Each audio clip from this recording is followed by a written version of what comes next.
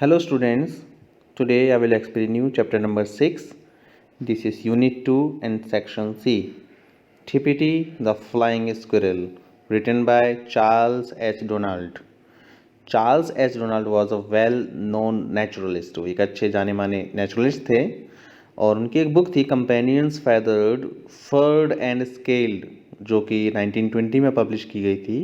उसमें उन्होंने काफ़ी सारे वाइल्ड पेट्स के बारे में बताया है, उसके बारे में एनिमल्स के बारे में डिस्क्राइब किया है, जिन एनिमल्स को उन्होंने और उनकी वाइफ ने जंगल कैंपिंग ट्रिप्स पर जाते समय अक्वायर्ड किया था। तो ऐसे ही एक एनिमल की कहानी इसमें है, द फ्लाइंग स्क्विरल की, जिसका नाम उन्होंने रखा था टीपीटी। तो चलिए स्टार्ट करते हैं। स्क्विरल्स की बात है तो देखिए, squirrels belong to the rodent family. Squirrel जो हैं रोडेंट फैमिली से बिलोंग करती हैं। Rodents are small 4-footed animals with strong sharp front teeth. छोटे छोटे एनिमल्स होते हैं जिनके 4 पैर होते हैं और फ्रंट जो टीथ होते हैं इनके काफ़ी शार्प स्ट्रॉन्ग होते हैं। Which they use for gnawing and nibbling, जिनका यूज़ वो काटने के लिए कुतरने के लिए करते हैं। Rearrange these groups of letters to find the names of some rodents. यहाँ देखिए कुछ रोडेंट्स के नेम लिखे हैं, आपको इनके लेटर्स को रीअरेंज करना है और उनके नाम पता करने हैं। जैसे फर्स्ट वन आप रीअरेंज करेंगे इसको तो होगा MOUSE, mouse. Mouse is also a rodent animal, rodent family से बिलोंग करता है। ऐसी देखिए थी गुएना pig, this is also is like squirrel. इसके आगे के फ्रंट टीथ इसके भी शार्प होते हैं, जिसको काटने के लिए निबलिंग के लिए यूज़ करती हैं। बाकी के ये 2 वर्ड्स और हैं, आप इनको रीअरेंज करिए और पता करिए किस एनिमल का नेम है। Let's start the chapter. To know Tipti was to love her and I had known her for very long. तो जो राइटर हैं डोनाल्ड, वो बोलते हैं कि टीपीटी को जानना एक तरह से उसको प्यार करना था और मैं उसको काफ़ी लंबे समय से जानता था।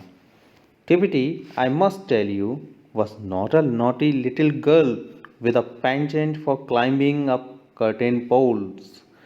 तो जो राइटर बोलते हैं कि टीपीटी के बारे में मैं आपको बताऊं कि वो एक छोटी सी शरारती लड़की नहीं थी, जिसकी पेंचेंट मीन्स होता है a strong liking for something, किसी चीज़ को बहुत ज़्यादा लाइक करना, लगन रखना किसी चीज़ के प्रति। तो उसको कर्टेन्स, वो छोटी एक शरारती लड़की नहीं थी जिसको कर्टेन पोल पर चढ़ना पसंद हो, बट अ लिटिल रोडेंट, वो एक छोटी रोडेंट थी। Commonly call a flying squirrel, जिसको हम कॉमनली फ्लाइंग स्क्विरल बोल देते हैं। The large red flying squirrel, size में थोड़ी बड़ी थी तो उसको लार्ज फ्लाइंग स्क्विरल बोलेंगे।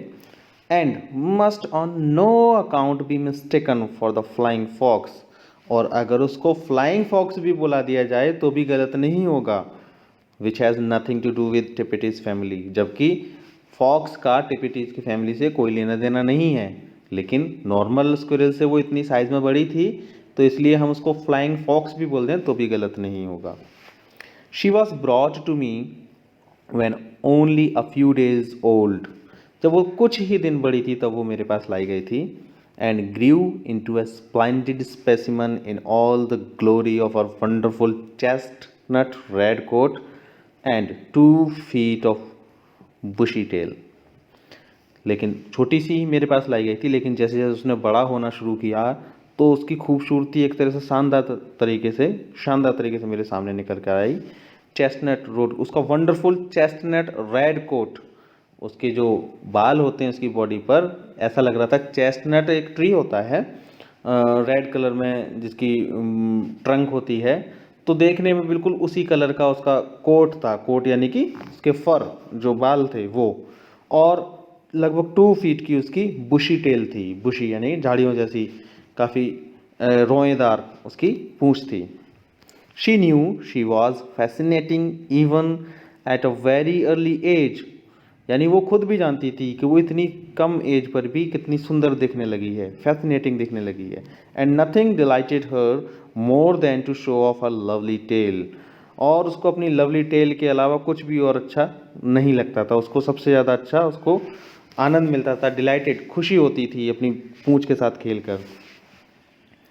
हर one drawback as a pet was that she was nocturnal, यानी एज अ पैट पालतू जानवरों की तरह अगर इसको देखा जाए तो उसमें उसके अंदर सिर्फ एक ही ड्रॉबैक यानी एक ही कमी थी कि वो नॉक्टर्नल थी। नॉक्टर्नल वो एनिमल्स होते हैं जो रात को जागते हैं।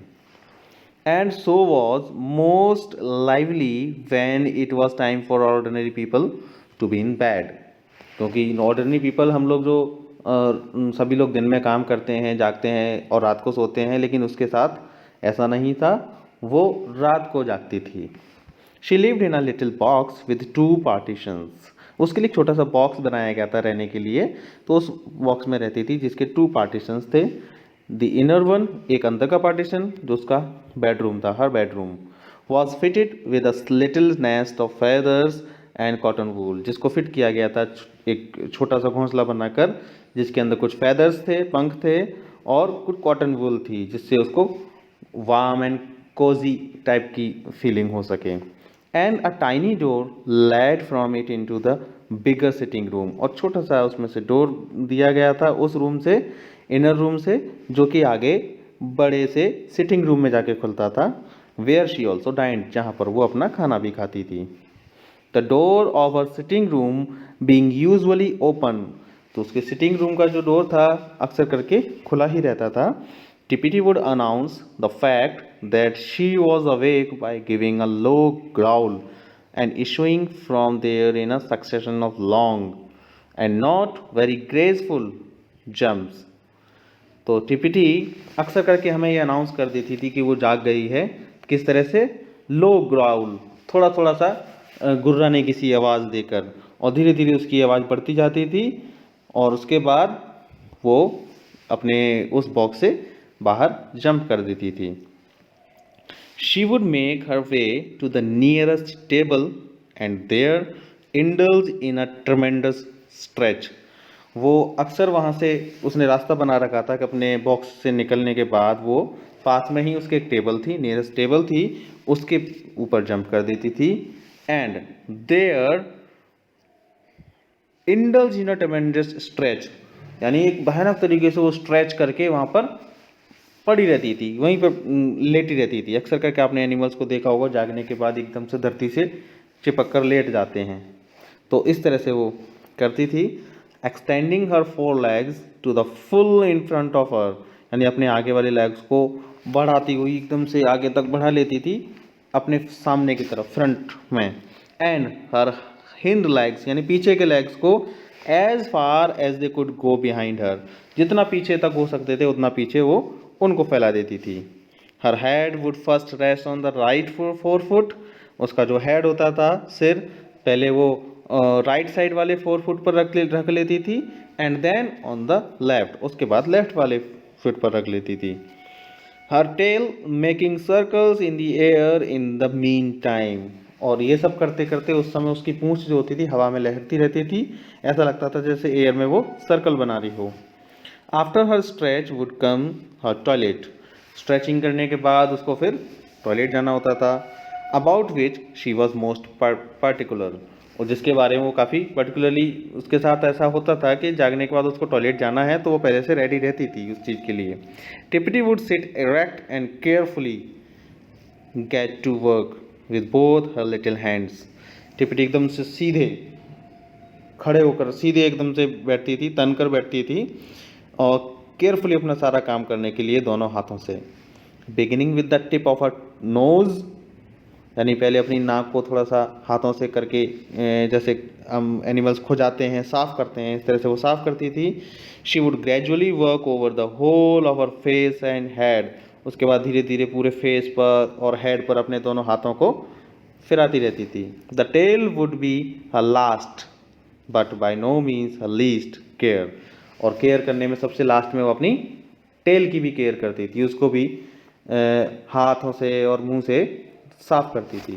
The tail her toilet finished, जब उसका टॉयलेट फिनिश हो जाता था, Tippity would have a look around, वो इधर उधर देखने के बाद take 1 jump off the table, यानी जंप, टेबल से एक जंप कर जाती थी, नीचे जंप करती थी। And race up the nearest curtain to the pole above, और ऊपर की तरफ जो कर्टेन का पोल लगा था उसकी तरफ जंप करती थी, उसकी तरफ दौड़ जाती थी। जैसा कि राइटर ने शुरुआत में बताया था, कि उसको बहुत ज़्यादा पसंद था, वो लगन से उस काम के लिए तैयार रहती थी कि उसको कर्टेन पोल पर चढ़ना ही होता था। देयर शी वुड सिट, वो वहाँ बैठती थी, her tail coil around her neck and those great big black eyes of hers looking solemnly down, and sooner or later she would leap right across the room on to my shoulder. यानी वो curtains पोल पर बैठकर अपनी पूंछ को coil कर लेती, यानी घुमा के अपनी गर्दन के चारों तरफ लपेट के बैठ जाती थी, और जब भी मैं वहाँ से निकलता था तो वो मेरे ऊपर जंप कर देती थी मेरे शोल्डर पर। डॉन अ फील्ड स्पाइनियल, एक Don and Brock a large shaggy Tibetan sheep dog were Tippity's best friend. यानी डॉन और ब्रॉक, ये टू डॉग्स और थे ऑथर के घर में। तो स्पैनियल मीन्स होता है एक तरह से वफादार, ये चापलूस कह सकते हैं आप। फील्ड स्पैनियल यानी फील्ड की देखभाल करने वाला डॉन जो था, और ब्रॉक वो काफ़ी बड़ा था। Shaggy Tibetan sheep dog, sheep जैसा दिखने बड़े बड़े बालों वाला डॉग था। वो भी दोनों डॉग्स टिपिटी के बेस्ट फ्रेंड्स थे। ब्रॉक्स great bushy tail afforded टिपिटी much amusement, यानी कि जो ब्रॉक की जो बुशी टेल थी काफ़ी, क्योंकि वो शीप एक तरह से शीप की तरह वो डॉग दिखता था, यानी उसके बाल काफ़ी सारे थे, तो बाल ज़्यादा होने की वजह से उसकी जो टेल थी वो भी काफ़ी बुशी दिखती थी, झाड़ियों जैसी टेल दिखती थी, जो कि टिपिटी को उससे बहुत खुशी होती थी, अम्यूजमेंट मनोरंजन होता था उससे काफ़ी। As well as shelter in time of danger, और जब खतरे के टाइम पर वो उसके लिए टिपिटी के लिए उसकी टेल, ब्रॉक की टेल शेल्टर भी बन जाती थी, यानी छुपने की जगह बन जाती थी। फॉर टिपिटी न्यू फ्रेंड फ्रॉम फो। अब फ्रेंड होता है दोस्त, फो मीन्स होता है दुश्मन। टिपिटी को अच्छी तरह से पता था कि कौन उसका दोस्त है कौन दुश्मन है। And the approach of a stranger was the signal for her to make use of Brock's tail as a hiding place. यानी जब भी कोई अजनबी व्यक्ति उसके पास आता था टिपिटी के पास, तो ये उसके लिए सिग्नल होता था कि वो तुरंत दौड़कर जाए और ब्रॉक की टेल में, यानी छुपने वाली जगह में जाकर छुप जाए। Her behaviour was not always that of a well brought up young lady. उसका जो बिहेवियर था ऐसा नहीं था कि एक जिस तरह से अच्छे तरीके से एक यंग लेडी का होता है। And truth obliges me to admit that during meals, और ये सच मुझे इस बात से स्वीकार करना पड़ा कि उसका बिहेवियर कितना ख़राब था।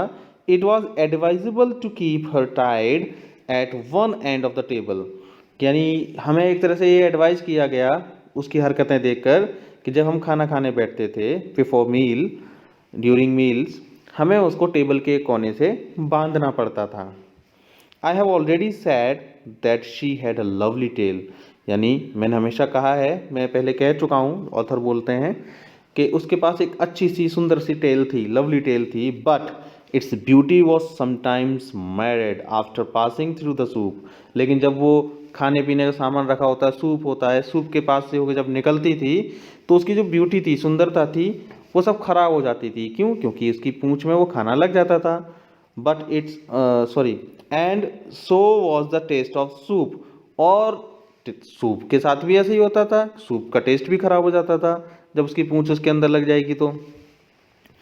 Her own dinner consisted of milk and occasionally custard, उसका जो अक्सर खाना होता था, फूड होता था, वो एक तो मिल्क लेती थी और कस्टर्ड उसको दिया जाता था। Puddings she loved as much as any school boy, जिस तरह से स्कूल के बच्चों को, छोटे बच्चों को पुडिंग्स बहुत ज़्यादा अच्छी लगती है, पसंद होती है, उसी तरह से उसको भी बहुत ज़्यादा पसंद थी। And stewed fruit kept her happy all evening. Stewed यानी कि बहुत स्वादिष्ट जो फ्रूट, जिनको खाकर एकदम से कोई भी व्यक्ति मदहोश सा हो जाए, इस तरह का फ्रूट्स उसको खाने को दिए जाते थे हर इवनिंग में। The hardest hill walnut was child's play to her sharp teeth, जो सबसे कठोर हार्ड जो वॉलनट होते थे, अखरोट होते थे, वो उनको काटना, कुतरना, उनके साथ खेलना, उसके लिए उसके दांतों के लिए एक तरह से बच्चों का खेल था, जिसको हम लोग इजीली तोड़ नहीं पाते, ब्रेक नहीं कर पाते हैं। लेकिन ये आसानी से उसको काट देती थी। It took her about 10 minutes to make a hole in the nut. लगभग उसको 10 मिनट्स ही लगते थे कि वो उस नट के अंदर होल कर देती थी। And then her long teeth and tongue would soon fetch out most of the kernel. यानी कि 10 मिनट्स लगभग लगते थे उसको होल करने में, और उसके बाद उसके जो लॉन्ग टीथ थे और जो टंग थी वो जल्दी से उसके अंदर का कर्नल, कर्नल मीन्स होता है अंदर का गुड इनर पार्ट किसी भी फ्रूट का, नट का या किसी ग्रेन का या किसी सीड का अंदर का पार्ट, जिसमें हम जैसे हम मूंगफलियाँ खाते हैं तो मूंगफली के छिलके के अंदर का हम जो जो चीज़ खाते हैं उसको कर्नल बोल सकते हैं। अखरोट के अंदर का जो जिसको मिगी हिंदी भाषा में बोल दिया जाता है उसको कर्नल बोल देते हैं। एक तरह से गुठली भी कह सकते हैं आप। तो उसको वो आसानी से बाद में निकाल लेती थी होल करने के बाद।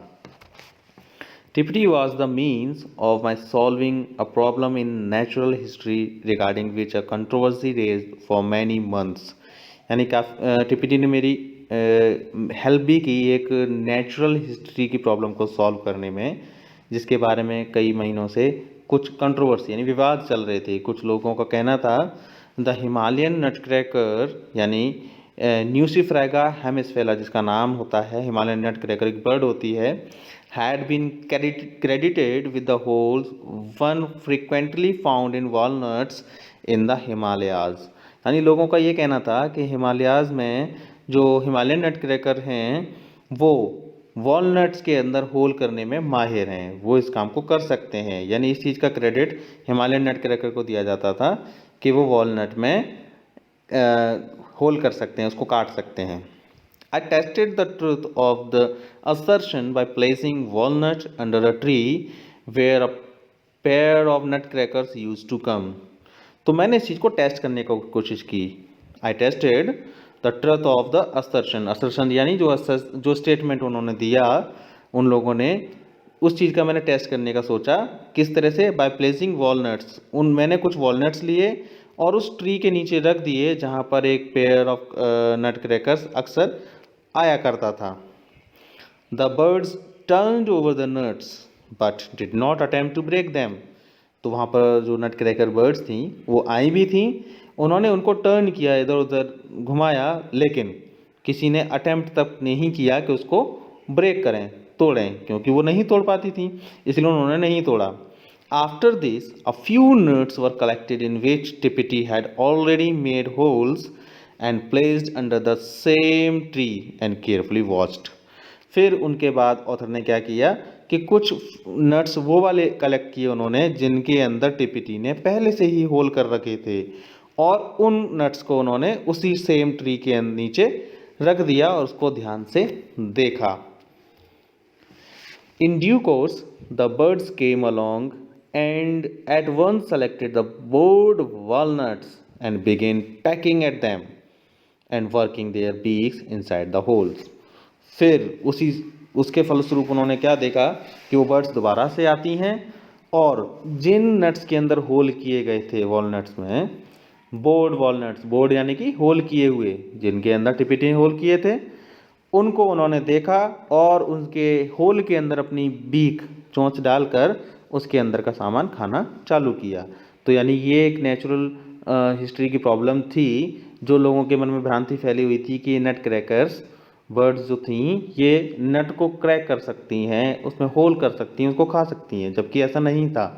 उन्होंने साबुत नट्स को बिल्कुल भी टच नहीं किया, सिर्फ पलट पलट कर देखा कि शायद उसमें कहीं होल हो तो हम उनमें से खाना खा सकें, लेकिन उन्होंने उसको ब्रेक नहीं किया, तोड़ा नहीं।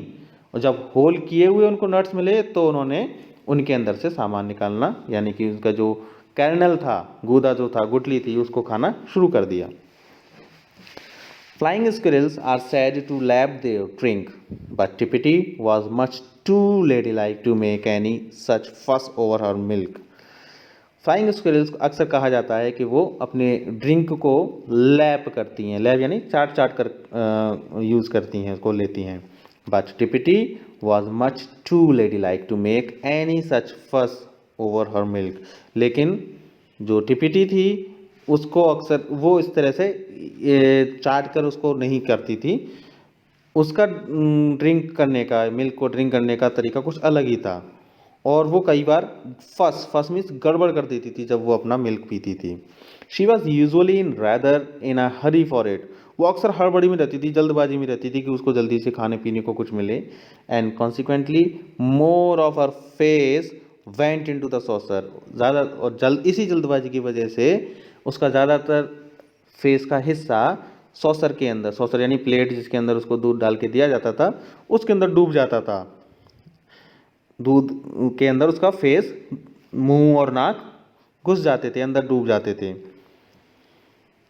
Then was intended by nature, और naturally with the rest that a certain amount of liquid went up her nose and made tippity sneeze and splutter।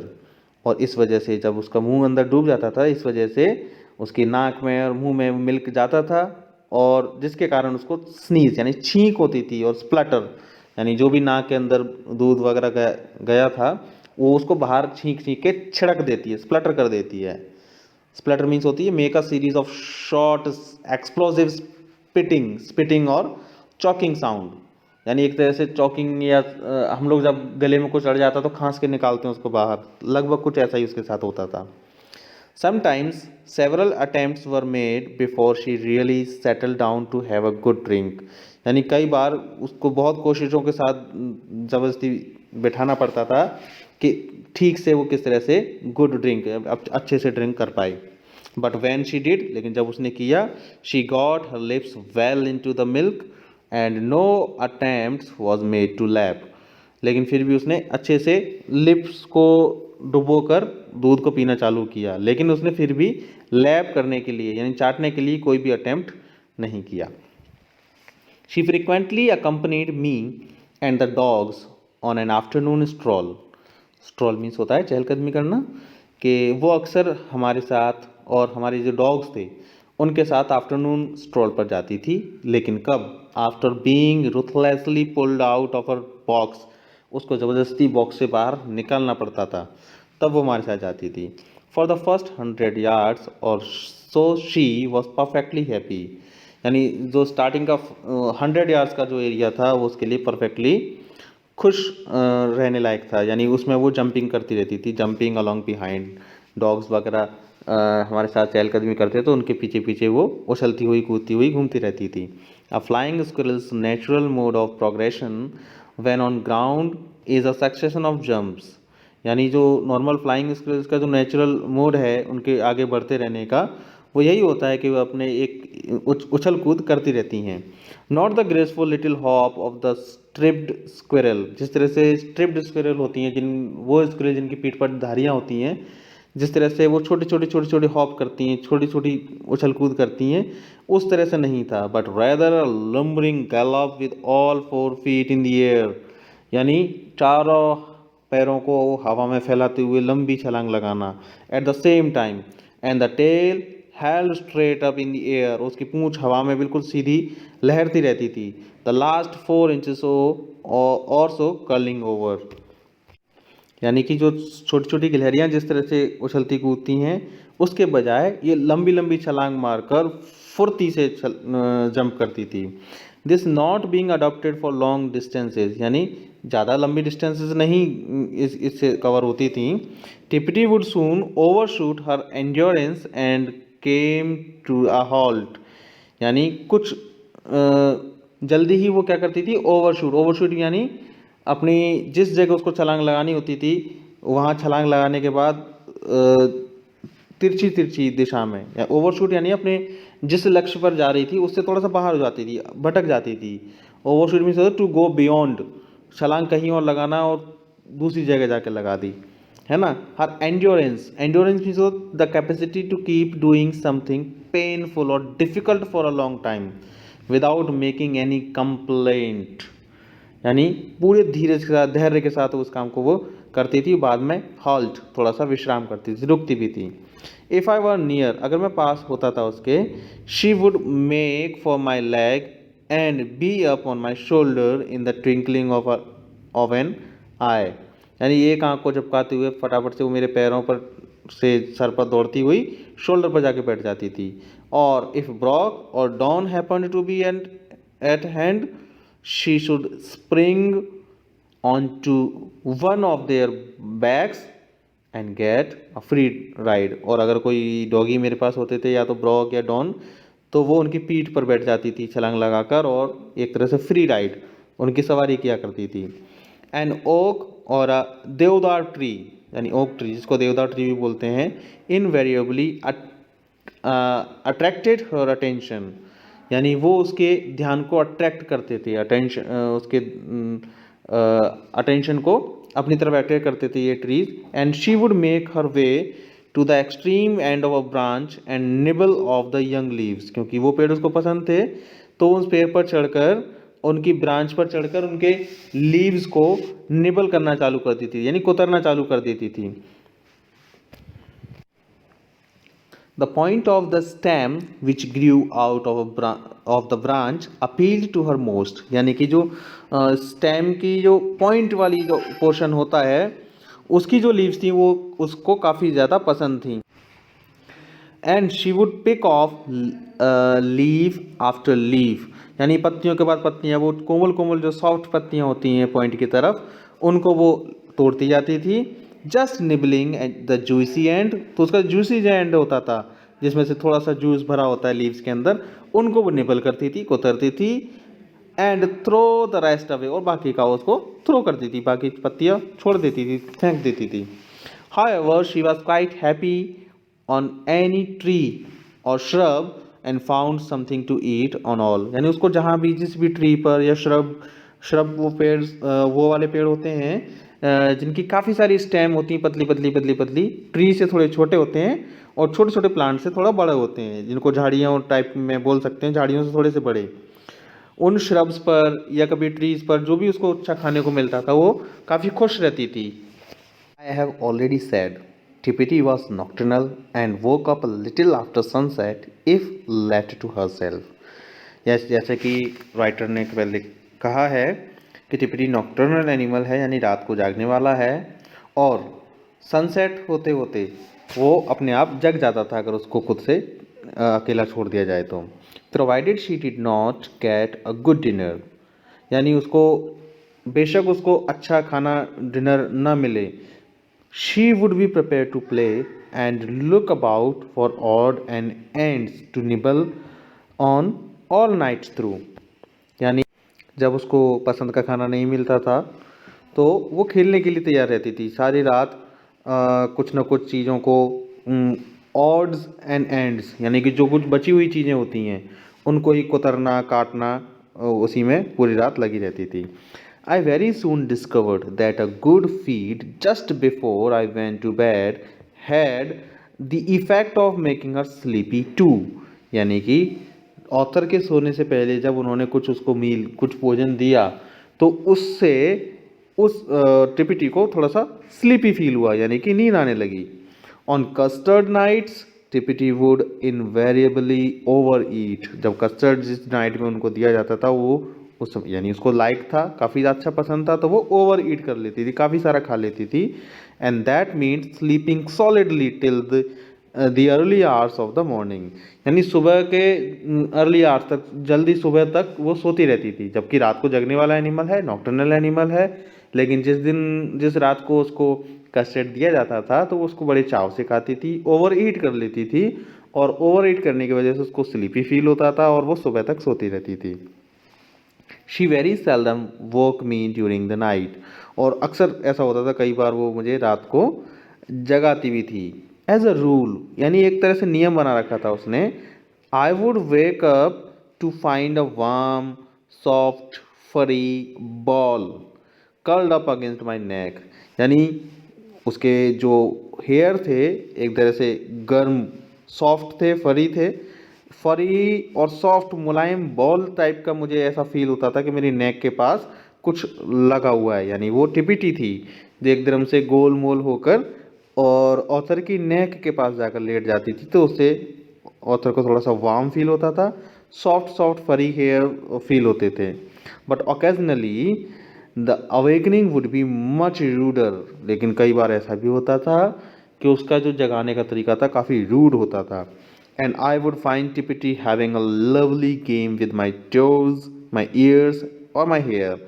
यानी मैंने अक्सर देखा करता था, जैसे कभी तो मेरे नेक के पास आकर बॉल बनकर लेट जाती थी, और कभी कभी वो मेरे टोज को अपने क्लॉज, पंजे होते हैं उनसे या दांतों से कुछ कुछ कुछ कुछ बाइट करती थी, ईयर्स को कभी खेलती थी और कभी मेरे हेयर पर आती थी। There was something extraordinary fascinating about her every movement, and her little chirrup of pleasure was very sweet to hear. यानी उसकी जितनी भी मूवमेंट्स होती थी, हर मूवमेंट्स को देखकर कुछ न कुछ एक्स्ट्रा ऑर्डिनरी, फैसिनेटिंग, मनोरंजक लगता था, अच्छा लगता था। और उसकी चिरप, चिरप यानी कि लिटिल चिरप, जो चहचहाती हैं, जैसे स्क्विरल को आपने चिरप करते हुए सुना होगा। Of pleasure was very sweet to her, यानी जब वो खुश होकर चिल्लाती थी तो उसका आवाज़ बहुत अच्छी लगती थी, स्वीट लगती थी सुनने में। Tippity had an assortment of calls, her growl was most alarming and would have done credit to an animal 10 times of size. यानी कि टिपिटी जब चिल्लाती थी तो उसका जो असॉर्टमेंट था कॉल्स का, यानी बुलाने का, चिल्लाने का, वो उस के साइज से 10 times बड़े एनिमल्स के बराबर उतनी तेज उसकी आवाज़ निकलती थी। She had a temper of her own, उसका खुद का गुस्सा भी था। आई एम सॉरी टू से, ये मुझे माफ़ करिएगा मैं ये कह रहा हूँ, which every member of the house hold, master and the dogs included, यानी मास्टर यानी जो घर के मालिक थे, डॉग्स भी थे, उन सभी को मिलाकर हैड ओकेजन टू रिमेंबर, सबको ये चीज़ याद थी, पता था कि उसका गुस्सा कितना खतरनाक भी है। It showed for a second and was gone again as suddenly as it had been roused. Roused means होता है